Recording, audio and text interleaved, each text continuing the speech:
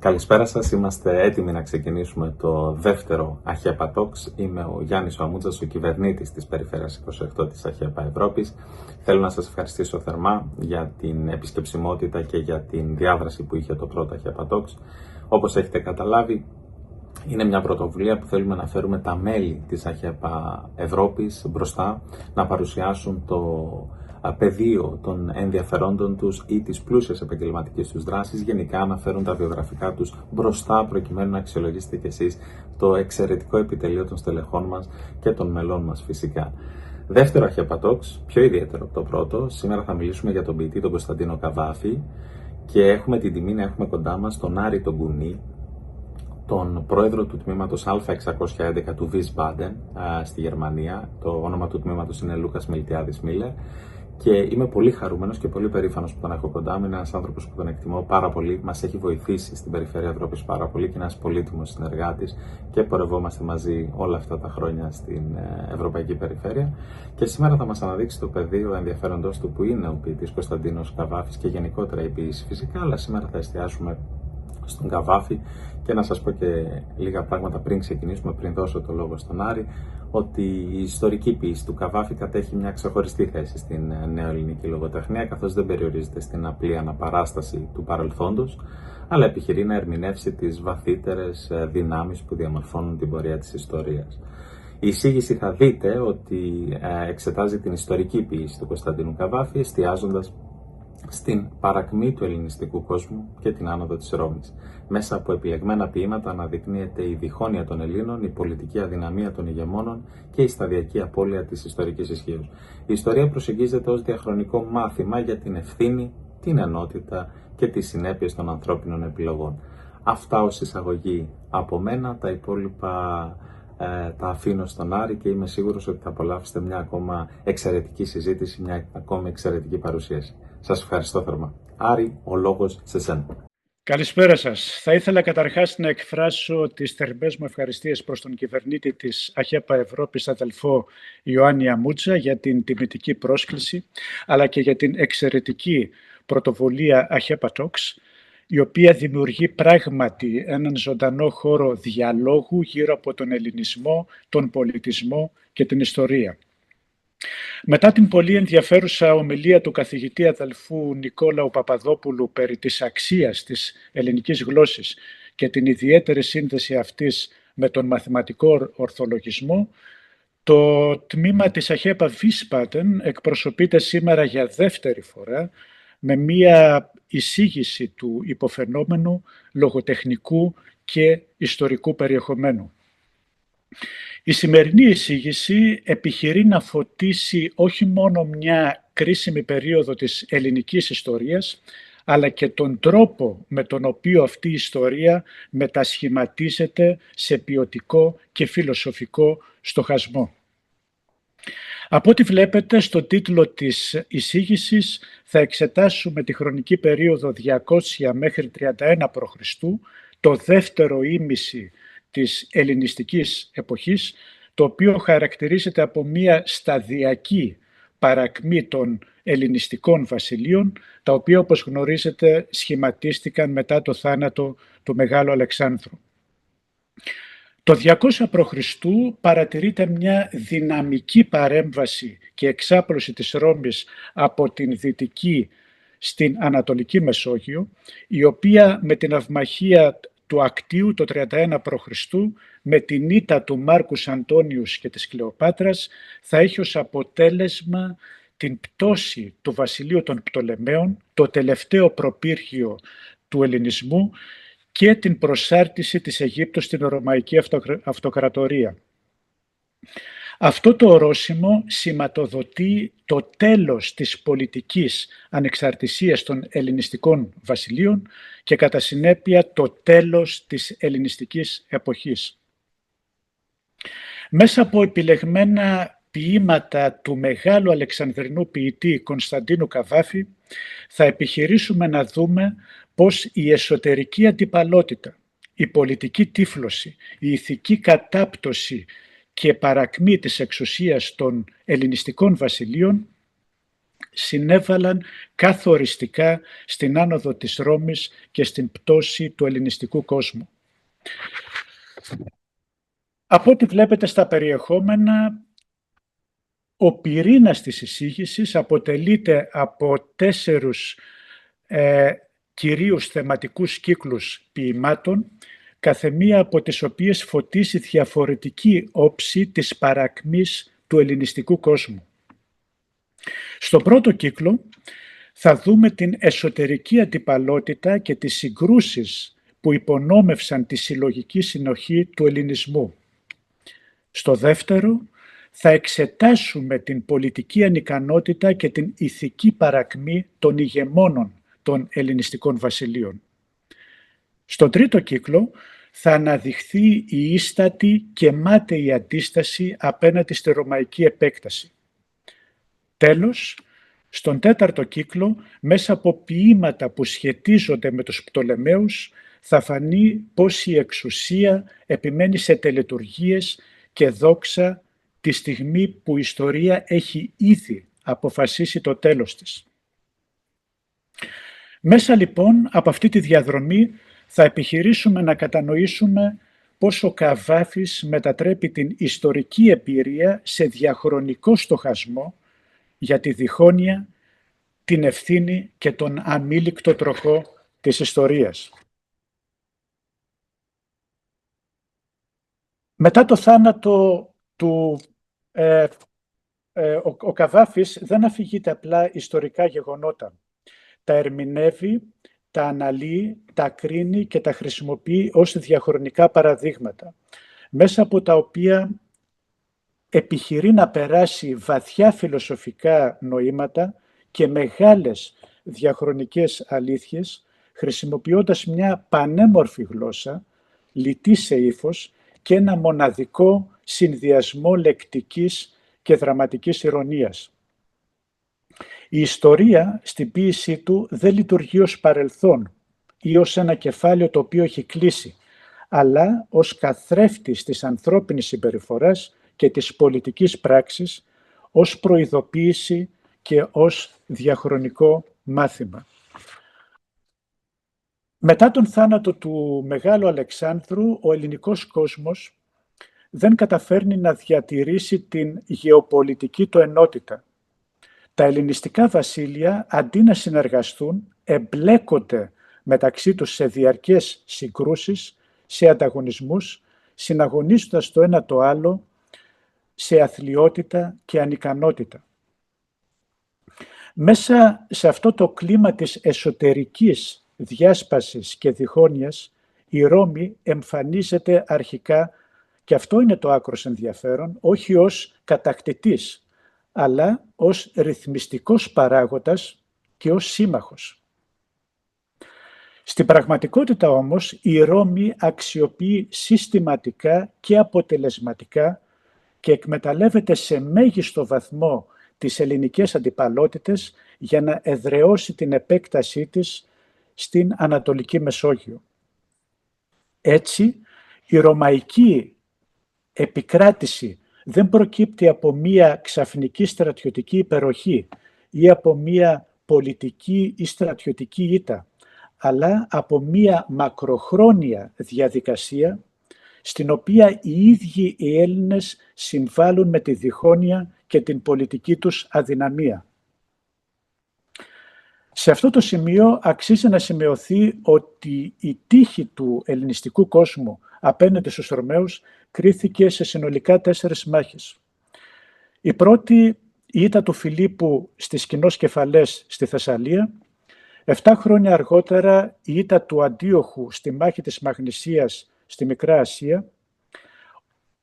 Η καταστροφή του βασιλείου της Μακεδονίας ολοκληρώθηκε με την ήττα του Περσέα, γιου του Φιλίππου, στη μάχη της Πύθνας, ενώ ο επίλογος της ανεξαρτησίας των ελληνικών πόλεων γράφτηκε με την ήττα της Αχαϊκής Συμπολιτείας το 164 π.Χ. στη μάχη της Λευκόπετρας στην Κόρινθο. Αυτό ακριβώς το ιστορικό περιβάλλον της σύγκρουσης, της παρακμής, της αργής αλλά σταθερής ανόδου της Ρώμης αποτελεί τον κεντρικό άξονα πάνω στον οποίο στηρίζεται η ιστορική ποίηση του μεγάλου Αλεξανδρινού ποιητή. Ποιος είναι αυτός, ας αναλύσουμε με περισσότερη λεπτομέρεια τον ιστορικό αυτό άξονα. Ο άξονας αυτός βασίζεται στην ελληνική διχόνοια, στην εσωτερική αντιπαλότητα των Ελλήνων και τις καταστροφικές της συνέπειες. Οι ελληνιστικοί ηγεμόνες παρουσιάζονται είτε ως πρόσωπα που ανταγωνίζονται μεταξύ τους σε ανικανότητα και ηθική παρακμή, σε πολιτική αθλιότητα, είτε ως μορφές παθητικές που αντιλαμβάνονται μεν την παρακμή και την πτώση, αλλά επί της ουσίας αδυνατούν να την αποτρέψουν. Είναι όντως ηγεμόνας κατώτερη των περιστάσεων. Μέσα σε αυτό το πλαίσιο, η άνοδος της Ρώμης δεν εμφανίζεται ως αποτέλεσμα κάποιας ανώτερης ηθικής ή πολιτισμικής ή πολιτικής ποιότητος, αλλά ως φυσική συνέπεια της ελληνικής διάσπασης. Ο τροχός της ιστορίας κινείται αμήλικτα και οι Έλληνες εγκλωβισμένοι στις μεταξύ τους συγκρούσεις αδυνατούν να τον ανακόψουν. Με βάση λοιπόν αυτό τον κεντρικό άξονα θα εξετάσουμε στη συνέχεια πώς ο Καβάφης αναπτύσσει αυτή την ιδέα μέσα από αντιπροσωπευτικά ιστορικά ποίηματα, τα οποία φωτίζουν διάφορες όψεις της ελληνικής παρακμής και της ρωμαϊκής επικράτησης, ενώ ταυτόχρονα περιέχουν βαθιά φιλοσοφικά νοήματα και διαχρονικά ιστορικά διδάγματα. Ο πρώτος θεματικός κύκλος ποιημάτων αποτελείται από 3 ποίηματα που βλέπετε εδώ κάτω, στα οποία ο Καβάφης εστιάζει την εσωτερική αντιπαλότητα του ελληνιστικού κόσμου. Οι Έλληνες δεν βρίσκονται ακόμη σε άμεση σύγκρουση με τη Ρώμη. Αντίθετα, συγκρούονται μεταξύ τους. Στη μάχη της Μαγνησίας, η ιστορική ήττα δεν παρουσιάζεται απλώς ως στρατιωτικό γεγονός, αλλά ως αποτέλεσμα των προηγούμενων πολλαπλών λανθασμένων επιλογών. Στη δυσαρέσκεια του Σελευκίδου και στο προς Αντίοχο Επιφανή κυριαρχεί η πολιτική τύφλωση και η αυταρέσκεια της εξουσίας. Οι ηγεμόνες αποτυγχάνουν να αντιληφθούν το ιστορικό τους βάρος και εγκλωβίζονται σε προσωπικές φιλοδοξίες, σε ένα πνεύμα ιδιοτέλειας. Ο Καβάφης υποδηλώνει έτσι ότι η ρωμαϊκή επικράτηση δεν είναι μια ευνίδια καταστροφή, αλλά το αναπόφευκτο αποτέλεσμα της ελληνικής διχόνοιας. Λόγω χρόνου θα σας παρουσιάσω μόνο τη μάχη της Μαγνησίας, ένα από τα αντιπροσωπευτικότερα, θα έλεγα, ιστορικά ποίηματα του Καβάφη περί διχόνοιας και αθλιότητας των ελληνιστικών βασιλείων, και να προσπαθήσουμε να κατανοήσουμε τα διαχρονικά του μηνύματα. Η μάχη της Μαγνησίας το 190 π.Χ., όπως είπα και πριν, είναι μία από τις 4 μάχες που έκριναν την τύχη του ελληνικού κόσμου απέναντι στους Ρωμαίους. Προηγήθηκε 7 χρόνια νωρίτερα η ήττα του Φιλίππου στις Κοινώς Κεφαλές στην Μακεδονία, ενώ ο επίλογος της ανεξαρτησίας των ελληνικών πόλεων γράφτηκε με την ήττα της Αχαϊκής Συμπολιτείας στη μάχη της Λευκόπετρας στην Κόρινθο. Ο Φίλιππος της Μακεδονίας και ο Αντίοχος της δυναστείας των Σελευκηδών, αμφότεροι κατάγονται από Μακεδόνες στρατηγούς, συμπατριώτες, έχουν να αντιμετωπίσουν έναν ισχυρότατο κοινό εχθρό. Ο Φίλιππος θα έρθει πρώτος αντιμέτωπος μαζί τους και θα ιτηθεί στις Κοινώς Κεφαλές το 197 π.Χ., γεγονός το οποίο αντί να κάνει τον Αντίοχο να ανησυχήσει ή να σκεφτεί πώς θα μπορέσει να τον βοηθήσει τον συμπατριώτη Μακεδόνα του, θα το εκτιμήσει ως μια μοναδική ευκαιρία να επεκτείνει το βασίλειό του ακόμη και σε βάρος του Φιλίππου και των υπόλοιπων Μακεδόνων Ελλήνων. Ο Αντίοχος εκτιμά εσφαλμένος πως βρίσκεται σε απόσταση ασφαλείας από τους Ρωμαίους, υποτιμά και γενικά εθελοτεφλεί μπροστά στον κίνδυνο από την ανερχόμενη ρωμαϊκή υπερδύναμη. Βλέπετε εδώ το πανέμορφο αυτό ποίημα στο κίτρινο πλαίσιο, όπου ο ποιητής παρουσιάζει τον Φίλιππο την ημέρα που μαθαίνει την ολοκληρωτική καταστροφή του Αντίοχου στη μάχη της Μαγνησίας στη Μικρά Ασία, μια ήττα η οποία είχε αλυσιδωτές αντιδράσεις για τον ελληνικό κόσμο στην Μικρά Ασία, και ο Φίλιππος θέλει να διασκεδάσει. Το βλέπουμε εδώ στο πανέμορφο στίχο, απόψε κύβους παίζει, έχει όρεξη να διασκεδάσει. Θέλει να διασκεδάσει έστω και αν έμαθε για την πανολεθρία του συμπατριώτη του ή καλύτερα ακριβώς επειδή έμαθε την πανολεθρία του. Παρά το γεγονός πως η εξουδετέρωση του Αντίοχου δεν προσφέρει απολύτως κανένα πλεονέκτημα στον ήδη ηττημένο από τους Ρωμαίους Φίλιππο, λειτουργεί κατά κάποιο τρόπο ως ηθική ικανοποίηση. Ο άσπονδος σύμμαχος και ως Έλληνας Μακεδόνας συμπατριώτης του, ο οποίος εκμεταλλεύτηκε 7 χρόνια νωρίτερα την ήττα του Φιλίππου, γνωρίζει τώρα την καταστροφή του δικού του στρατεύματος, γεύεται και ο ίδιος τη δύναμη των Ρωμαίων. Ποιο είναι το βαθύ φιλοσοφικό νόημα του ποίηματος?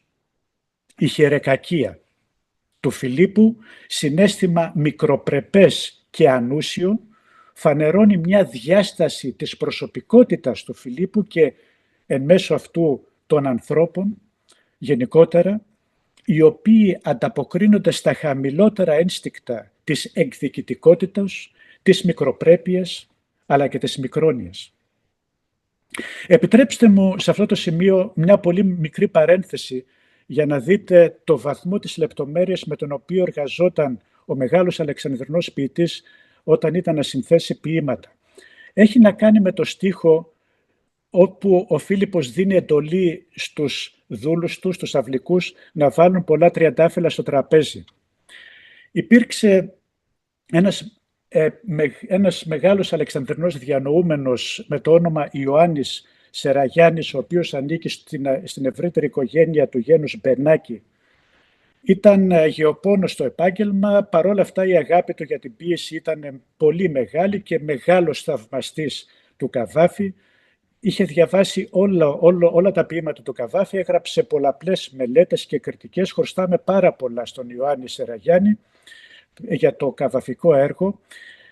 Ήξερε πολύ καλά το βαθμό της λεπτομέρειας με τον οποίο εργαζόταν ο Αλεξανδρινός ποιητής και έψαχνε πάντοτε να βρει μια ανακρίβεια στα ποίηματα του Καβάφη. Όταν διάβασε για πρώτη φορά αυτό το ποίημα, πίστεψε, ήταν απόλυτα σίγουρος ότι επιτέλους βρήκε μια ιστορική ανακρίβεια, η οποία έχει να κάνει με αυτό το στίχο. Του γράφει λοιπόν ένα γράμμα το 1929, αν δεν κάνω λάθος, ότι ιστορικός είναι γεγονός ότι η μάχη της Μαγνησίας έλαβε χώρα το Δεκέμβριο, οπότε με τα τότε τεχνολογικά μέσα θα έφτασαν τα νέα στο Φίλιππο, στη Μακεδονία, τέλος Δεκεμβρίου, το αργότερο μέσα Ιανουαρίου, στην καρδιά του χειμώνα, οπότε σας διαβεβαιώνω ως γεωπόνος ότι στην πέλα της Μακεδονίας δεν φυτρώνουν τριαντάφυλλα, πιστεύοντας έτσι ότι βρήκε μια ιστορική ανακρίβεια. Η απάντηση του Καβάφη ήταν φανταστική και άμεση.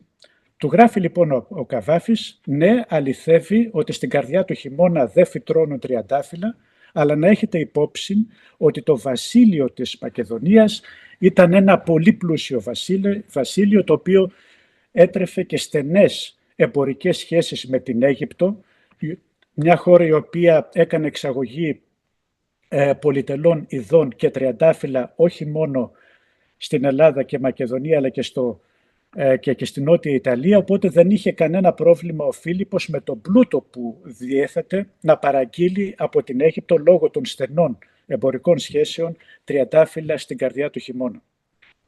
Είναι φανταστική η λεπτομέρεια με την οποία εργαζόταν αυτός ο κορυφαίος ποιητής.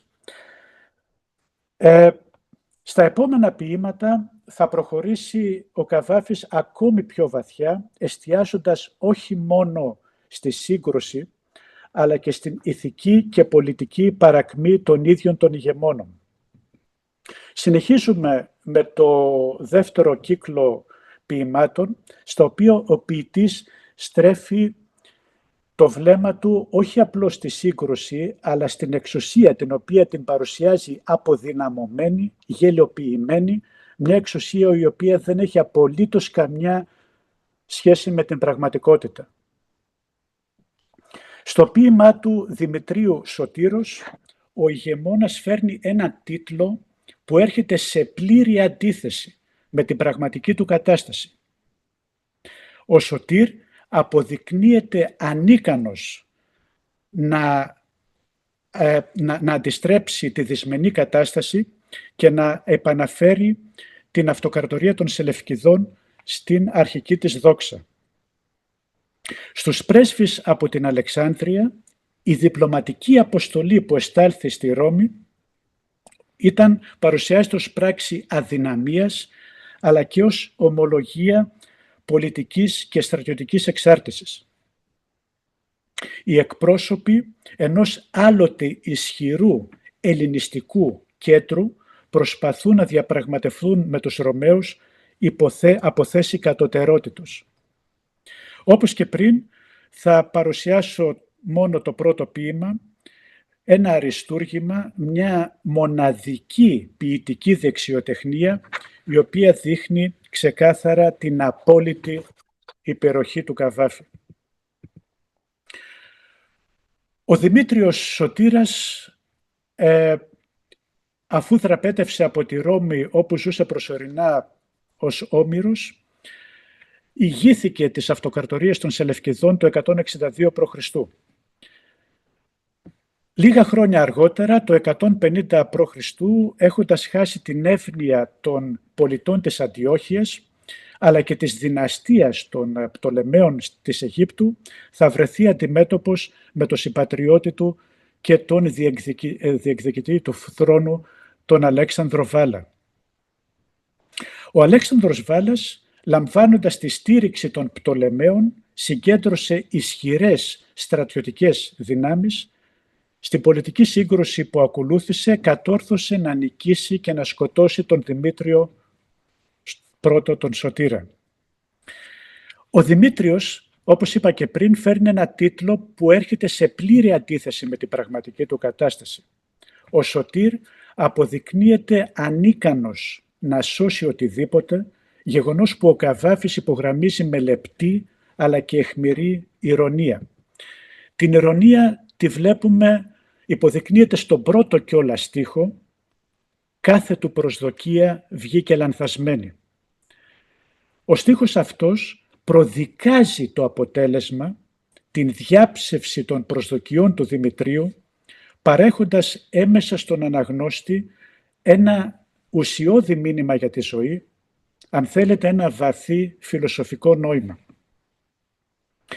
Οι προσδοκίες των ανθρώπων συνήθως διαψεύδονται, ιδίως όταν είναι τόσο μεγαλεπίβολες και φιλόδοξες όπως αυτές του Δημητρίου, ο οποίος θέλησε να επαναφέρει το βασίλειο της Συρίας και εν γέννη την αυτοκρατορία των Σελευκηδών στην αρχική ακμή και δόξα. Το βλέπουμε εδώ με τον πανέμορφο στίχο να γίνει πάλι κράτος δυνατό η Συρία, με τους στρατούς της, με τους στόλους της, με τα μεγάλα κάστρα, με τα πλούτη. Παρεβλέποντας τη διαρκώς αυξανόμενη γεωπολιτική δύναμη των Ρωμαίων και τον έλεγχο που ήδη ασκούσαν στα ελληνιστικά βασίλεια, ο Δημήτριος φανταζόταν πως με τη δύναμη της θέλησής του, με την αποφασιστικότητα, θα είναι εις θέση να αντιστρέψει την δεσμενή κατάσταση που είχε δημιουργηθεί από την καταστροφική ήττα του Αντίοχου στη μάχη της Μαγνησίας, την οποία είδαμε πριν. Και κατά συνέπεια να καταστήσει τη δυναστεία των Σελευκηδών εκ νέου σε ένα ισχυρό και πλήρως ανεξάρτητο ελληνιστικό βασίλειο, με απότερο σκοπό να σταθεί εισάξιο και ικανό να ανταγωνιστεί την ανερχόμενη γεωπολιτική δύναμη των Ρωμαίων. Ποιο είναι επίσης ένα άλλο κεντρικό, πολύ σημαντικό φιλοσοφικό μήνυμα αυτού του ποίηματος, είναι ότι οι προσδοκίες, οι στόχοι που έχει κάποιος, όσο και να είναι άριστες και ευγενείς, διότι ήταν όντως άριστες και ευγενείς οι σκέψεις του Δημητρίου, δεν αρκούν όσο δεν έχουν δοκιμαστεί στην πράξη. Πρέπει να δοκιμαστούν στην πράξη και τότε κάποιος είναι εις θέση να εξακριβώσει ότι όντως έχει τη δύναμη, τη βούληση, το κύρος, την πυγμή, αν θέλετε, να ανατρέψει μια δυσμενή κατάσταση. Πρέπει οι ευγενείς και άριστες σκέψεις δεν αρκούν. Στα επόμενα ποίηματα ο Καβάφης θα εστιάσει όχι πια στην εξουσία, αλλά σε εκείνους που αντιστέκονται γνωρίζοντας ότι η ήττα είναι αναπόφευκτη. Στο τρίτο θεματικό κύκλο ποίηματων, ο ποιητής μετατοπίσει το ενδιαφέρον του από την εξουσία και τους ηγεμόνες, τους ανθρώπους που καλούνται να πολεμήσουν, παρότι γνώριζαν ότι η έκβαση ήταν ήδη προδιαγραμμένη. Στο «Υπέρ της Αχαϊκής Πολιτείας πολεμήσατες», ο ηρωισμός δεν εξιδανικεύεται. Πρόκειται για μια γενναία αλλά ίστατη αντίσταση που δεν μπορεί πλέον να αλλάξει την πορεία της ιστορίας λόγω της προηγούμενης διχόνοιας, της πλήρης και καταστροφικής αποτυχίας των ηγεμόνων των ελληνιστικών βασιλείων. Στο ποίημα «Εις Ιταλικήν παραλίαν» η αίσθηση της ματαίωσης γίνεται ακόμη πιο έντονη. Οι πρωταγωνιστές βρίσκονται ήδη σε μια νέα πατρίδα, συγκεκριμένα στη Νότια Ιταλία, και βιώνουν την ήττα τους όχι μόνο πολιτικά και στρατιωτικά, αλλά ως υπαρξιακή εμπειρία. Ο Καβάφης δεν καταδικάζει αυτούς τους ανθρώπους. Αντιθέτως, τους αποδίδει αξιοπρέπεια, δείχνοντας όμως με σαφήνεια ότι η ιστορική καθυστέρηση, η προηγούμενη διχόνοια, όλες αυτές οι πολλαπλές λανθασμένες επιλογές της εξουσίας καθιστούν κάθε αντίσταση αναποτελεσματική. Είναι πλέον αργά να ανατρέψει κανείς τον τροχό της ιστορίας. Ας προσπαθήσουμε να αναλύσουμε το πρώτο ποίημα. Επρόκειτο για ένα λαμπρό επίγραμμα, το οποίο θα συνθέσει ο Καβάφης 6 μήνες περίπου πριν την επικείμενη Μικρασιατική καταστροφή. Ο τίτλος μας παραπέμπει στην Αχαϊκή Συμπολιτεία, η οποία ιδρύθηκε αρχικά το 280 και με τη συμμετοχή λίγων πόλεων της Αχαΐας και κατόπιν επεκτάθηκε σε όλες τις πόλεις της Πελοποννήσου. Ήταν όντως το τελευταίο προπύργιο των Ελλαδιτών στον αγώνα κατά της Ρωμαϊκής κυριαρχίας. Διαλύθηκε το 146 όταν οι ανάξιοι στρατηγοί του στάθηκαν κατώτεροι των περιστάσεων, κάνοντας μοιραία λάθη και κατά συνέπεια νικήθηκαν από τους Ρωμαίους αρχικά στα σκάρφια της Λοκρίδος και στην τελική μάχη στη Λευκόπετρα της Κορίνθου. Το ποίημα αυτό συνδέεται άμεσα με τη Μικρασιατική καταστροφή.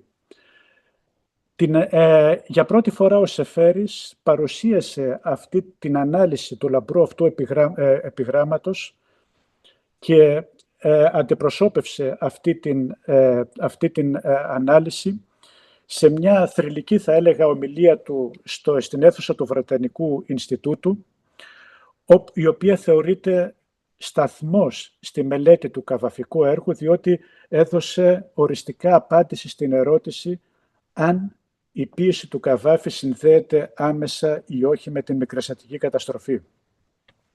Σας παρουσιάζω ένα ελάχιστο απόσπασμα αυτολεξία από την πολύ όμορφη ομιλία του Σεφέρη.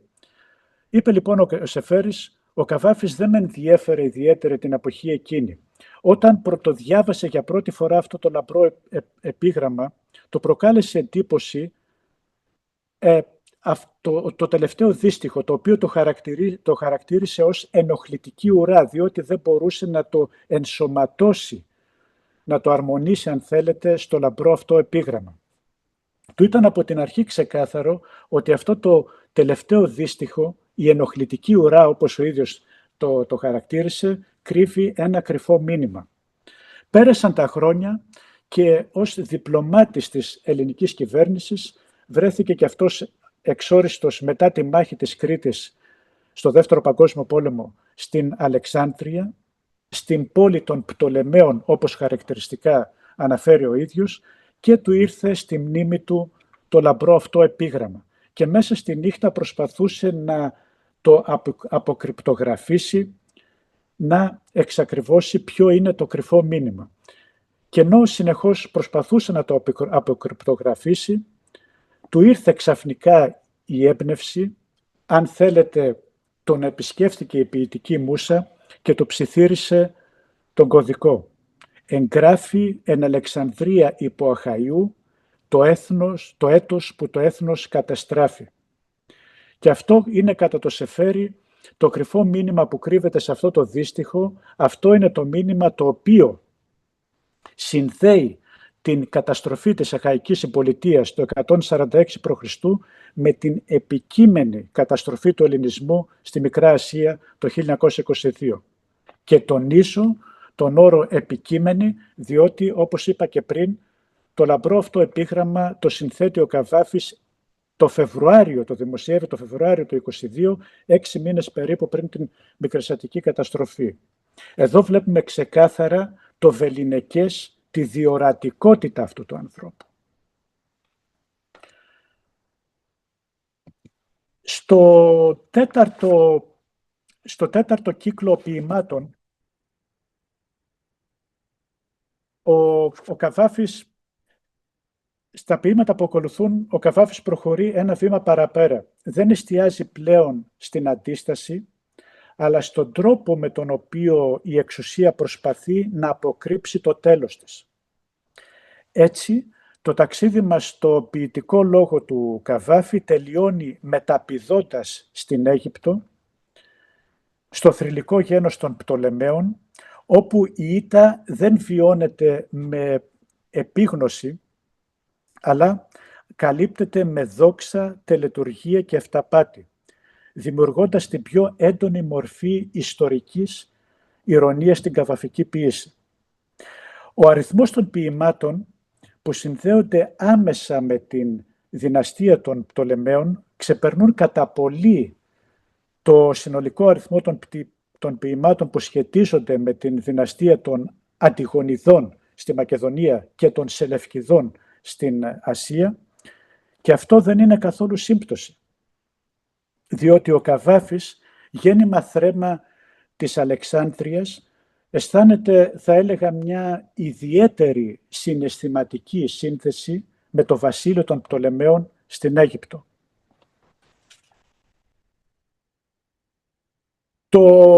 Το ποίημα το οποίο θα παρουσιάσω, «Απολείπειν ο Θεός Αντώνιον», ο ποιητής αποτυπώνει τη στιγμή της τελικής συνειδητοποίησης. Η απώλεια δεν είναι μόνο πολιτική, αλλά και υπαρξιακή. Η αξιοπρέπεια απέναντι στην ήττα αποτελεί την ίστατη μορφή της ελευθερίας. Στη δόξα των Πτολεμαίων και στους Αλεξανδρινούς βασιλείς, η βασιλική μεγαλοπρέπεια παρουσιάζεται ηρωνικά ως κάτι κενό, αποκομμένο από την πραγματική ιστορική δύναμη. Οι πομπές και οι τίτλοι δεν μπορούν να ανακόψουν την ιστορία. Στο ποίημα Κεσαρίων προσωποποιεί ο ποιητής την ανεκπλήρωτη δυνατότητα, μια μορφή που θα μπορούσε όντως να αλλάξει την ιστορία, αλλά ουδέποτε της δόθηκε ποτέ η ευκαιρία. Ο Κεσαρίων απλά πληροφορικά ήταν ο γιος της Κλεοπάτρας και του Ιούλιου Καίσαρα.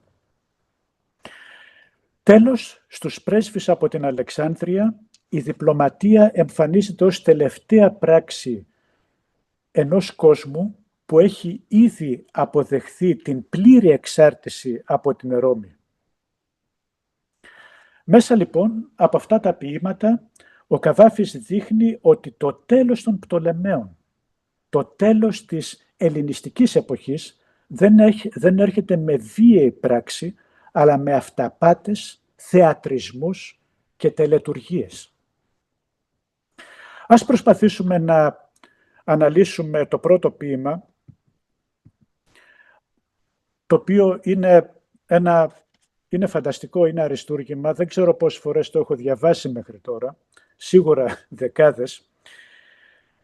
Το ποίημα ιστορικώς αναφέρεται στον Μάρκους Αντώνιους, ο οποίος σχεδίασε τη δεύτερη τριανδία μαζί με τον Οκταβιανό, ο οποίος μετά αυτοϊοθέτησε τον τίτλο του Αυγούστου και όπως γνωρίζετε επί αυτοκρατορίας του εγεννήθη ο Ιησούς και τον Λέπιντος.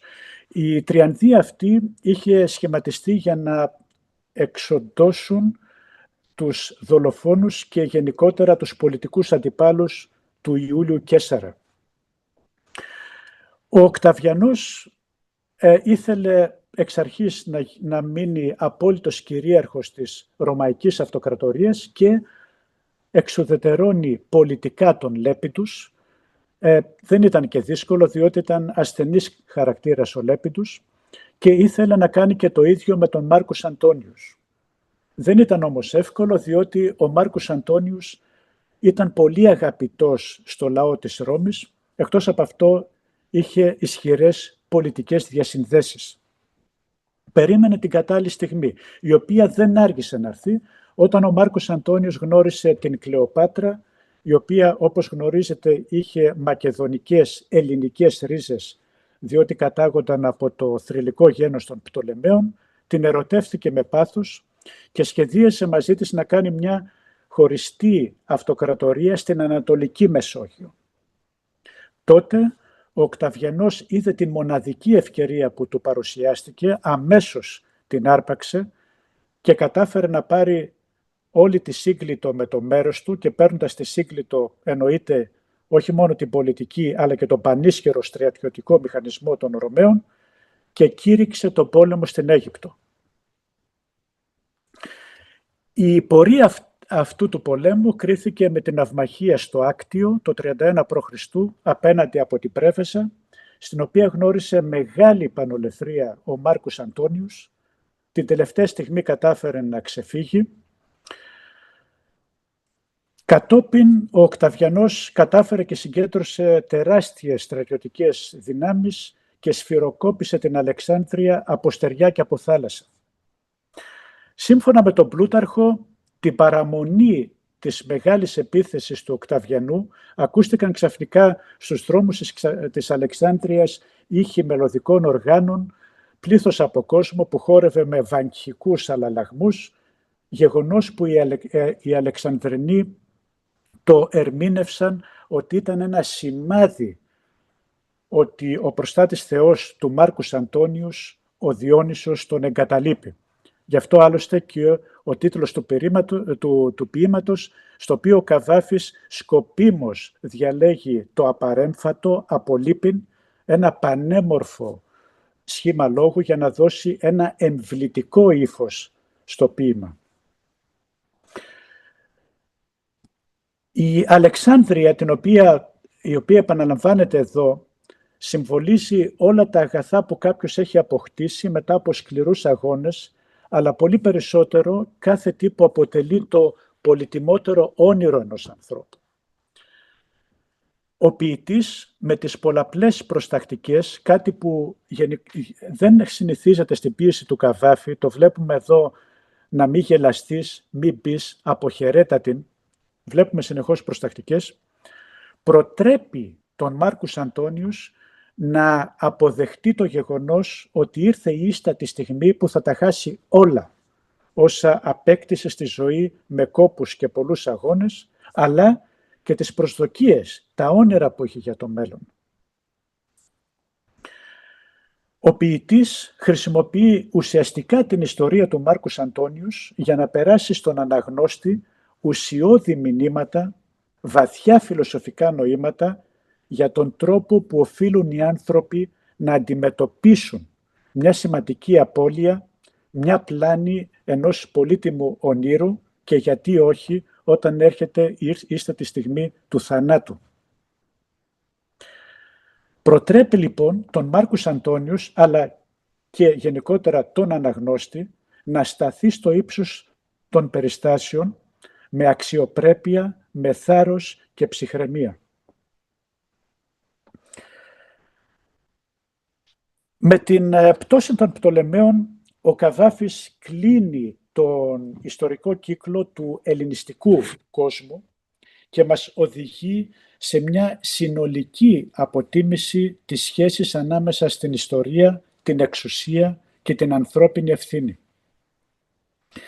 Μετά την εξέταση και ανάλυση και ερμηνεία των 4 ποιημάτων τα οποία παρουσίασα, δυνάμεθα πλέον να δούμε συνολικά πώς ο Καβάφης αντιμετωπίσει τη ρωμαϊκή επικράτηση και τον ρόλο των Ελλήνων μέσα σε αυτή. Ποια είναι τα συμπεράσματα? Η πτώση του ελληνιστικού κόσμου δεν αποδίδεται κυρίως στη ρωμαϊκή ισχύ, αλλά στη διχόνοια, στην πολιτική ανικανότητα, στην ηθική παρακμή της εξουσίας. Ο τροχός της ιστορίας, όπως προβάλλεται στην καβαφική ποίηση, κινείται αμήλικτα και δεν συγχωρεί λάθη, δεν επιτρέπει επιστροφές. Οι καθυστερημένες αντιστάσεις μπορεί να έχουν ηθική αξία, το είδαμε στο λαπρό επίγραμμα υπέρ της Αχαϊκής Συμπολιτείας πολεμήσαντες, αλλά δεν μπορούν πλέον να ανατρέψουν το τροχό της ιστορίας που έχει ήδη διαμορφωθεί μετά από πολλαπλές λανθασμένες επιλογές της ηγεσίας. Με αυτόν τον τρόπο, ο Καβάφης μετατρέπει την ιστορία σε φιλοσοφικό, στοχασμό και πολιτικό μάθημα, αν θέλετε. Τα ποίηματά του δεν μιλούν μόνο για τον ελληνιστικό κόσμο. Δεν αφορούν μόνο εκείνη την εποχή την οποία εξετάσαμε, αλλά αφορούν κάθε κοινωνία που αδυνατεί να υπερβεί τη διχόνοια και το ατομικό συμφέρον, κάθε κοινωνία που αδυνατεί να δράσει και να πορευτεί με γνώμονα το κοινό αγαθό και το εθνικό συμφέρον. Θα ήθελα να τελειώσω την παρουσίαση με ένα, θα έλεγα, ισχυρό καβαφικό κλείσιμο, με μία φράση φιλοσοφικού ύφους που απορρέει άμεσα από την συμπατική, θα έλεγα, ποίηση του φαινομένου που ακούει στο όνομα Κωνσταντίνος του Πέτρου Καβάφης. Η ιστορία δεν αλλάζει πορεία. Ο τροχός της κινείται αμήλικτα και τιμωρεί χωρίς επίοικια ηγεμόνες και έθνη που αποτυγχάνουν να σταθούν στο ύψος της ιστορικής τους ευθύνης. Σας ευχαριστώ.